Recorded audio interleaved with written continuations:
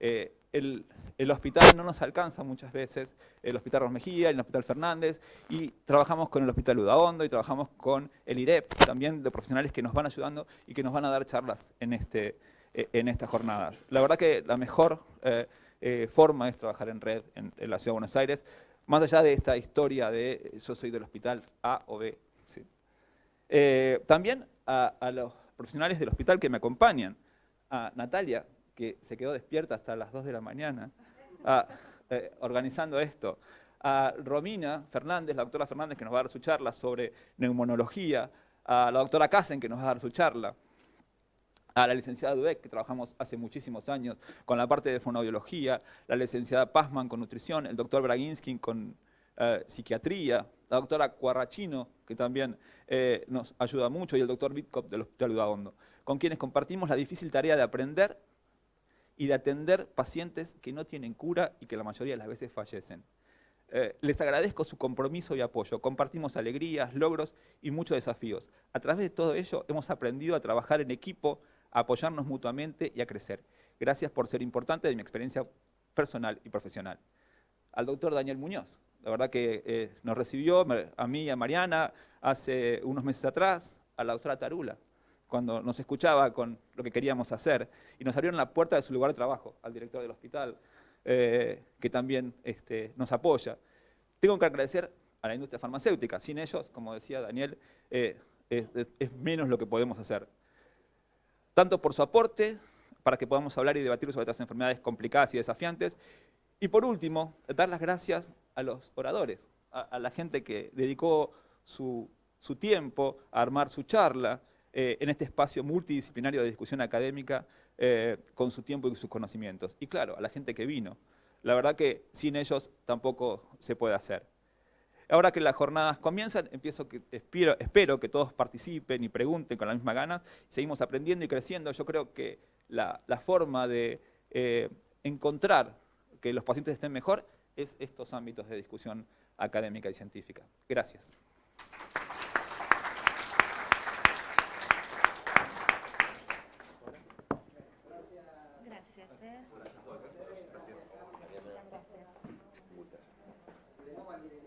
Sí, gracias.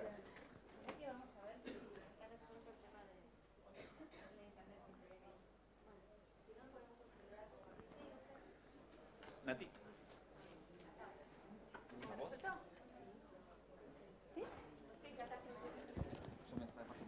Bueno, y ahí va a llegar la CMCT. Bueno, después de estas palabras comenzamos, ¿sí?, con la doctora Soledad Monque, que es la jefa del Servicio de Neurología del Hospital Garrahan, que nos va a hablar sobre generalidades y epidemiología de AME. Muy bien. Voy a ponerme agua primero. ¿A dónde? No, el agua. Porque sé que me agarra sed en el medio y es incómodo. Bueno.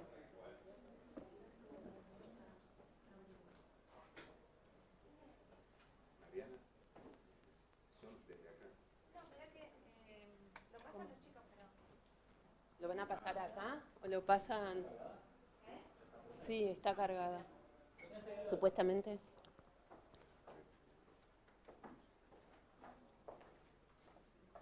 Solamente está él ahí. No, estaba en el escritorio.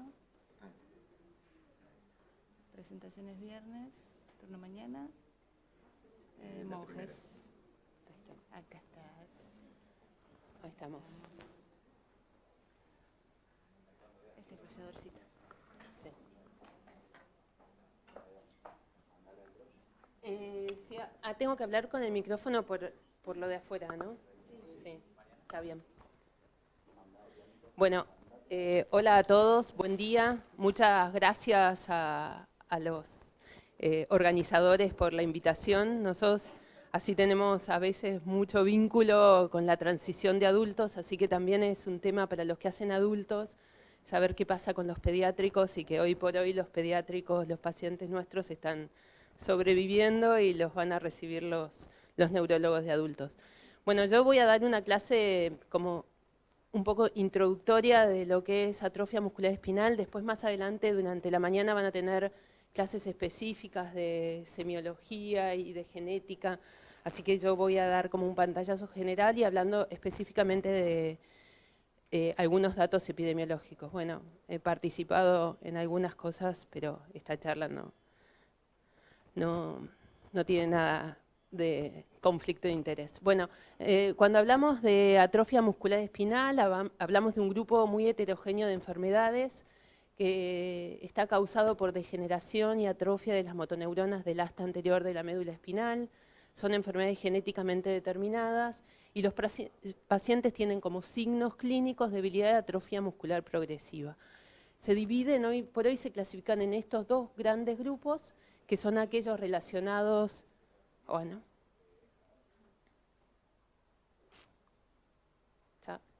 ahí está, aquellas relacionadas al cromosoma 5 y aquellos no relacionados al cromosoma 5. Vamos a empezar hablando de aquellas relacionadas al cromosoma 5 que son las más frecuentes, pero después les voy a mostrar un poco de qué se trata el otro grupo, que es muy interesante y tiene mucho que ver con las jornadas que van a ver hoy. Entonces, para hablar un poco del desarrollo del conocimiento, esta enfermedad fue descrita hace mucho tiempo, 1850 fueron las primeras descripciones clínicas, después se hace la clasificación en los diferentes tipos, que vamos a hablar más adelante, y recién en 1995 se sabe cuál es el gen causante de la enfermedad. Y recién porque en realidad está muy reciente con nosotros, o sea, es muy poco tiempo a todo lo que pasó en este último tiempo, así como decía Gabriel recién. Y tener en cuenta que se hicieron estudios en modelos animales, o sea, hubo que descubrir un modelo animal que tenga atrofia espinal, después se hicieron estudios de historia natural, se hicieron trabajos traslacionales y después surgieron las terapéuticas. Y como saben, la atrofia muscular espinal hoy por hoy tiene tratamiento. No tiene una cura definitiva, pero tiene un tratamiento que modifica mucho lo que es la sobrevida de los pacientes y la calidad de vida. Y bueno, a partir de esto surge todo una nueva era, que son los pacientes tratados y cómo tratarlos. Así que lo multidisciplinario que van a hablar hoy es muy importante. Bueno, ¿y qué pasó en la Argentina? Eso fue un poco lo que pasó en el mundo y en la Argentina, dijimos 1995 se describió el gen, en 1997 ya en la Argentina, primero en Córdoba y después en Buenos Aires ya se hacían los estudios acá.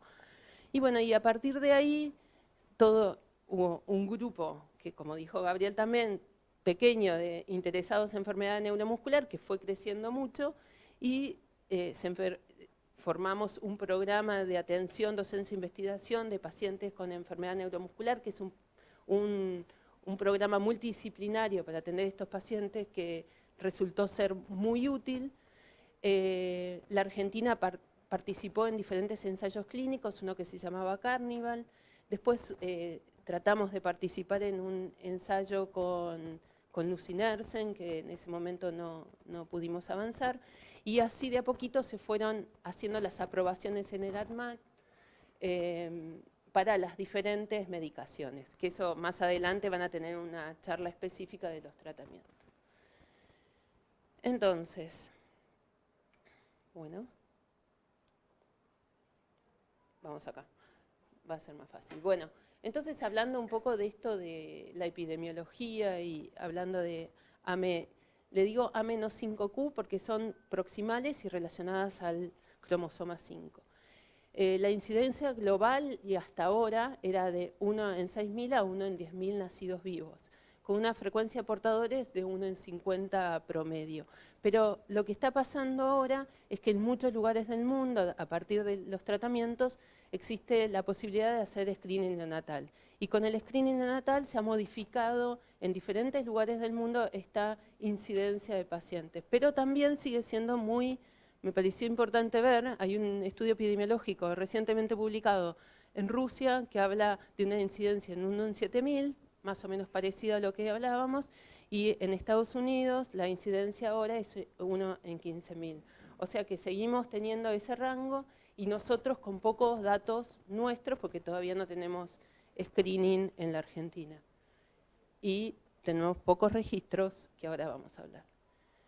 Bueno, en la Argentina nace esa cantidad, por lo menos en el 2023, bajó un poco la cantidad de nacimientos por año y uno calcula más o menos que va a haber 50 pacientes con AME por año, pero es un cálculo a ojo, digamos. Bueno, este tipo de atrofia espinal representa la primera causa de muerte genéticamente determinada en menores de 2 años. Es una enfermedad monogénica y se clasifica en estos tipos, en 4 tipos, y la clasificación se basa en la edad de inicio de los síntomas y los logros máximos alcanzados. Es una clasificación que existió y existió por mucho tiempo, que probablemente en algún momento se modifique con los nuevos tratamientos. Pero hoy por hoy nos hablamos de esto y decimos que el paciente tiene AME1 si empiezan con síntomas antes de los 6 meses, si no logra sedestación, pueden lograr algo de sostén cefálico. En general, sin ninguna intervención, fallecen antes de los 2 años y el pico de compromiso respiratorio o fallecimiento es a los 8, entre los 8 y 10 meses, así que es una enfermedad que progresa rápidamente y representa el grupo más grande, de incidencia más grande, o sea, nacen más AME1. Los tipo 2 son pacientes que empiezan con síntomas entre los 7 y 18 meses, son pacientes que logran sentarse pero no logran caminar de forma independiente, algunos logran caminar con andador. En general, con cuidados, el fallecimiento es mucho más tardío, o sea que es un grupo muy importante y es un grupo muy importante en relación a la prevalencia. Los centros que más tienen AME, que atienden atrofia muscular espinal, el grupo más grande es AME2.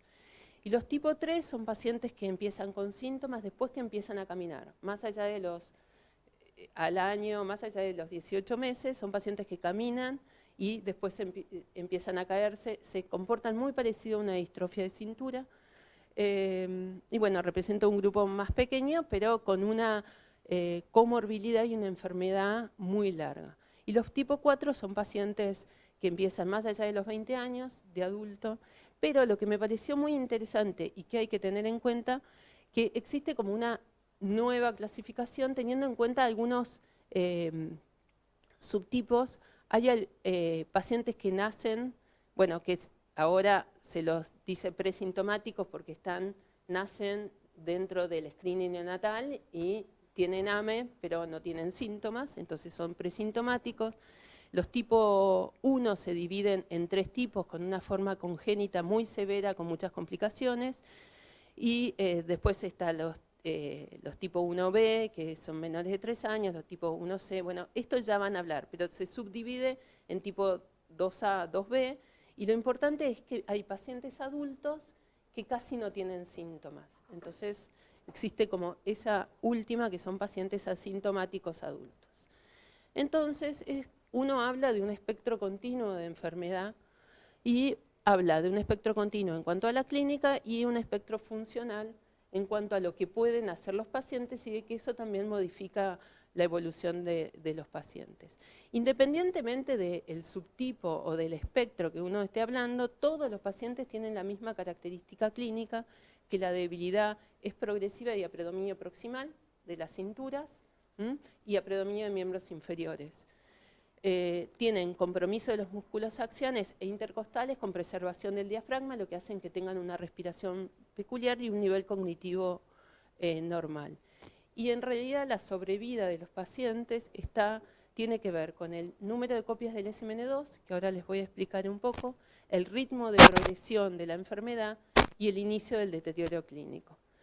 Y el inicio del tratamiento también. Y todos los cuidados que uno puede hacer en relación a las comorbilidades.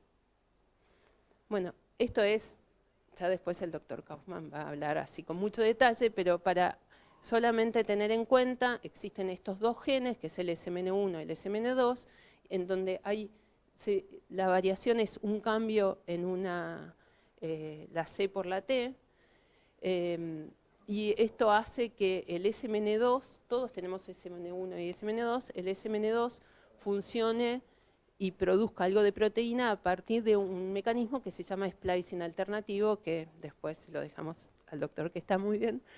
Pero lo importante es que uno puede tener varias copias del SMN2 y esta variabilidad de las copias del SMN2 tiene relación con la severidad del cuadro. Entonces, a más copias del SMN2, menos severo va a ser el cuadro clínico, que es un poco lo que estamos describiendo acá. Bueno, y hablando un poco de epidemiología, que era lo que tenía que hablar, esto hace poquito estuvimos en una reunión de Estados Unidos de atrofia espinal, que es una reunión muy interesante, muy grande, y ellos tienen su registro, y este año lo que hicieron es publicar todo lo que vienen recolectando de hace mucho tiempo, y el registro es de más de 10.000 pacientes, tienen diferente abordaje de ese registro, pero lograron juntar muchos datos muy interesantes. Por ejemplo, me parecía importante, allá dice que 37% de los pacientes tienen AME tipo 2. Entonces yo decía, bueno, pero yo les estoy diciendo que la prevalencia es mucho más grande. Y esto tiene que ver con que ellos hicieron screening neonatal, ese 68% es pacientes diagnosticados en el 2023 por screening neonatal. Entonces eso aumentó el porcentaje de pacientes diagnosticados más precozmente. Entonces bajó el porcentaje, pero en los centros siempre lo más frecuente es AME tipo 2 y que tengan 3 copias del SMN2. Bueno, después algunas cosas interesantes es que bajó la tasa de mortalidad con los tratamientos y que ellos tienen una población entre un 60 y un 70% que están ya tratados. Nosotros, hoy hablé con la gente de FAME, que FAME, yo en uno de los esquemas de la Argentina, no nombré a FAME, pero estaba ahí abajo. FAME es Familias con Atrofia Muscular Espinal, es el grupo de familias muy importante en la Argentina. Ellos tienen 500 pacientes con atrofia muscular espinal. El 55% de estos pacientes están tratados. Tienen nada más 97 pacientes adultos y eso solamente un porcentaje muy chiquito tratado. Así que bueno, es un tema todo para trabajar sobre la población adulta, hablando que están acá. Bueno, eso es un poco pantallazo de AME no 5Q. Van a tener muchas charlas, me parece que no hacía falta de AME 5Q. Ahora les voy a hablar de AME no 5Q, que me parece interesante introducir este tema. Las no 5Q son pacientes que tienen compromiso de motoneurona, también tienen progresión con atrofia, pero no están relacionadas a ese cromosoma. Y este grupo está creciendo enormemente a partir de todo el desarrollo de la genética, la posibilidad de incorporar exoma a los estudios diagnósticos. Entonces los pacientes tienen debilidad muscular, hipo o arreflexia, atrofia muscular y siempre algún otro signo clínico. Entonces, otro signo clínico, ahora les voy a mostrar, se clasifican según el tipo de herencia y el patrón de debilidad, pueden ser proximales, distales o vulvares, así que esto tampoco nos ayuda mucho porque ese otro signo no es como el otro grupo, es muy heterogéneo en esto de los tipos, pero siempre todos se comportan igual desde el punto de vista semiológico. Uno revisa un bebito y tienen la misma distribución de debilidad. En cambio estos, acá hay muchos signos clínicos que muchas veces nos confunden. Y en cuanto a la fisiopatología, están relacionados en general con procesos celulares, con la autofagia, la dinámica del citoesqueleto, el metabolismo del ARM. Hay alteraciones mitocondriales, alteraciones de estrés oxidativos y alteraciones del transporte de proteínas o vitaminas. Y bueno, y que aparte de eso, se superponen mucho los signos clínicos. Entonces entran dentro de un grupo que nosotros los podemos agrupar semiológicamente desde una neuropatía hereditaria, una esclerosis lateral amiotrófica, una paraparesia espástica hereditaria y neuropatías con compromiso distal. O sea que son un grupo muy, muy complejo. Yo pensé mostrarles algunos ejemplos, porque también esto van a hablar mucho, pero quiero que sepan que estos pacientes después llegan a adultos. Esta es una chiquita que la venían siguiendo en crecimiento y desarrollo porque tiene una displasia esquelética. Y cuando la empezaron a revisar, notaron que tenía debilidad y hacía un Gowers, con esa postura hiperlordótica. Entonces les llamó la atención a la gente de crecimiento y desarrollo. Dijeron, bueno, esta parece un poco distinta, y cuando la fuimos a ver, sí, tal cual, tenía hiperlordosis, debilidad proximal, arreflexia, le hicimos un electromiograma y tenía compromiso de motoneurona. Y ya venía con el diagnóstico de esa displasia esquelética relacionado al gen TPB4. Ese gen inicialmente estaba descrito en displasias esqueléticas y ahora se abrió todo un espectro de compromiso también de motoneurona y de neuropatía. O sea que esto es lo que pasa mucho con estos genes, que a veces la presentación puede ser muy variada relacionada con el gen. Este fue un paciente que lo vi hace poco, que ya había visto uno anterior, pero es un paciente que tiene un DIMSI1, pero es otro gen de estos raros con compromiso de motoneurona, pero lo que me parecía cuando lo vi, también tenía una postura hiperlordótica. Los papás consultaban porque decían que caminaba raro y caminaba mal. En el colegio era medio hiperactivo nada más. Y cuando lo reviso es verdad que tenía un poco de debilidad proximal, la hiperlordosis. No tenía arreflexia. Y entonces... Y tenía esto del comportamiento. Bueno, entonces le pedí una resonancia de cerebro y aprovecho y le pido músculo para categorizar un poco mejor lo que tiene. Y la resonancia del cerebro tenía una polimicrogiria que no le había dado síntomas, muy sutil, y tenía un compromiso muscular que es un compromiso no con un patrón característico, sino más bien parchado, que podía ser neurógeno. Y cuando... Bueno, entonces le pido exoma porque tenía compromiso central y periférico. Cuando nosotros vemos estas cosas, tenemos que ir.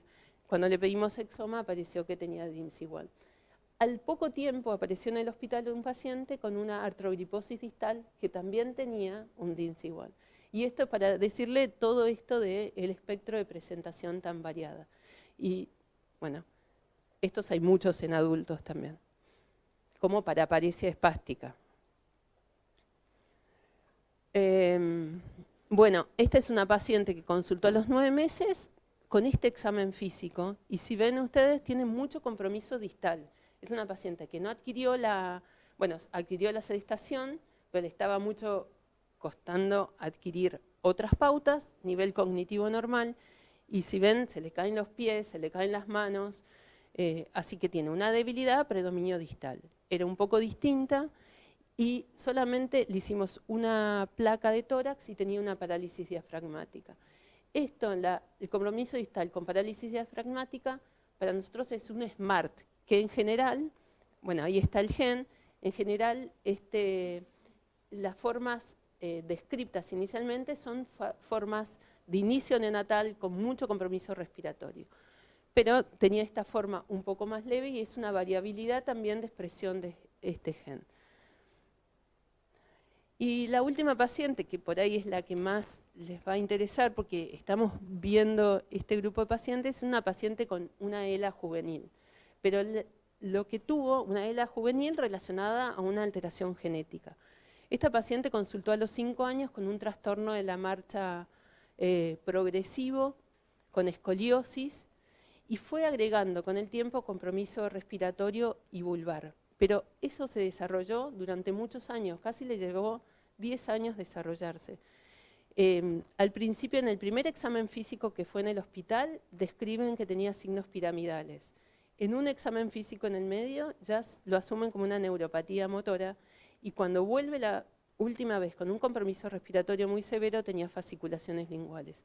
O sea, también tener en cuenta que los cuadros clínicos, por lo menos en pediatría, se pueden ir desarrollando en el tiempo. Y esto para nosotros fue todo un cambio de cómo pensar al paciente. Bueno, después le hicimos, en realidad tenía un exoma inicial Esto también es interesante porque este gen había aparecido, pero no estaba la publicación. Y al año siguiente se publicó el gen y recién ahí asumimos que esta era la causa de la enfermedad de esta paciente. Así que, bueno, para terminar, solamente decirles que ha aumentado el conocimiento de las enfermedades de motoneurona, desde la clínica, la genética, la fisiopatología y los tratamientos. Es importante el diagnóstico precoz para el inicio de tratamiento precoz y también para el abordaje que van a hablar hoy multidisciplinario. Y hay cosas pendientes. Cuando venimos de la reunión esta que tuvimos, lo que se habló es todo lo que nos falta hacer, ¿no? Y yo creo que a nosotros nos falta hacer cosas, estamos por buen camino, pero nos falta. Entre ellos, mejorar nuestros registros, desarrollar el screening neonatal. Pensamos, la verdad que cada vez pensamos que puede ser muy importante, y mejorar la transición a adultos, que esta puede ser una muy buena oportunidad. Así que muchas gracias.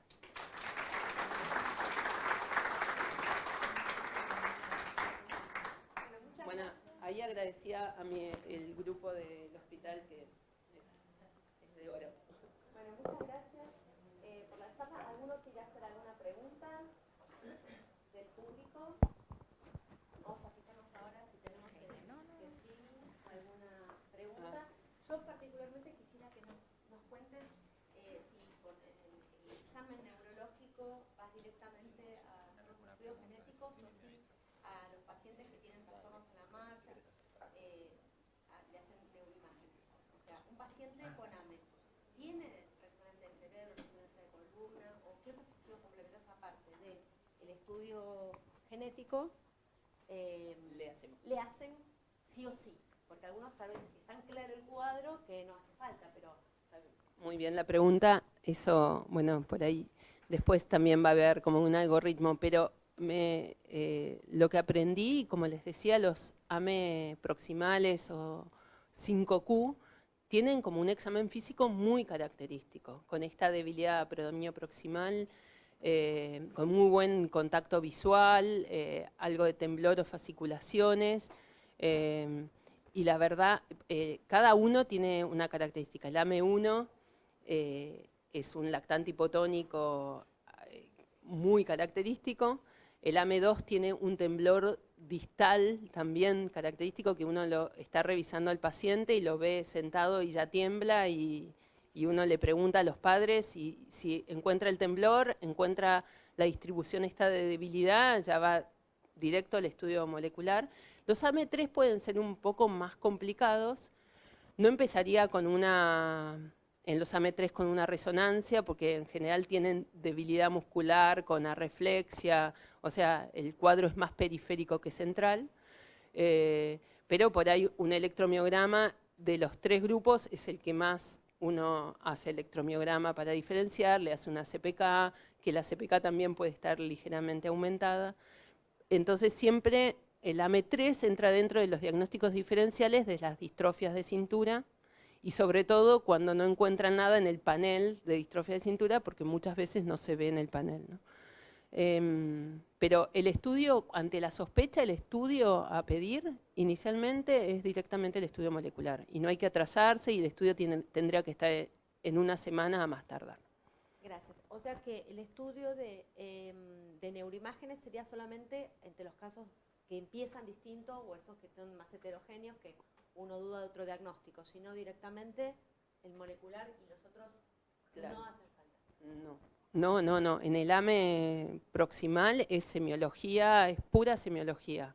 En cambio, cuando uno empieza a ver otros signos clínicos, ahí tiene que estar, bueno, será otro tipo de AME, será otra cosa, y ahí sí, lo que nos pasó último, no sé, los bebitos tenían déficit de B12, los dos últimos que vimos. Eso sí, le pedimos un laboratorio y nos fijamos eso. Esto está pasando, que hay muchos pacientes con cosas carenciales ahora. Entonces, eso hay que fijarse. Bueno, muchas gracias. Una pregunta, bueno, felicitaciones, muy clara la presentación y una buena introducción para todos. Brevemente, ¿cómo tenés instrumentado tu centro multidisciplinario, digamos, de atención? Bueno, nosotros ahí el programa este se formó en el 2008. Bueno, sí, 2006-2008, ya con una disposición. Ahí éramos 4 que nos sentamos a hablar de cómo íbamos a funcionar. Nosotros tenemos una atención que se reparte entre hospital de día y ambulatorio. Entonces hacemos una vez por año hospital de día, que yo le digo chapa y pintura, ahí vemos entre todos todo lo que necesita ese paciente para el resto del año. Y entre medio vemos las consultas más importantes de ese paciente, si es nutricional, si es respiratorio, si es nosotros para adecuar la medicación. Entonces hay una cosa intermedia entre eso. La idea, cada vez fuimos creciendo la cantidad de multidisciplinas que al principio era la médica clínica, la patóloga, porque en ese momento como actuamos mucho con el diagnóstico y mejorar la patología, el kinesiólogo, el neumonólogo, y nos sentamos a armar el proyecto ahí. Y después se fue, ahora biología molecular es parte, y nos juntamos y tenemos una tarde de ver los diagnósticos últimos, y entonces hay un subgrupito de diagnóstico que nos juntamos aparte. Estamos tratando de estandarizar un poco la consulta para el diagnóstico, que es sacarle foto, firmar consentimiento, y entonces nos sentamos a hablar del paciente con la foto y con un pequeño resumen. Bueno, y durante estos años fuimos modificando un poco en cada lugar lo que nos faltaba. Fue muy difícil la pandemia, yo creo que ahí nos hizo mucho ruido y trabajamos un poco mejor antes, me parece, pero también nosotros fuimos creciendo, fue aumentando en cantidad de pacientes, entonces nos estamos como reacomodando ahora. Pero gracias por la pregunta. Bueno, muchas gracias.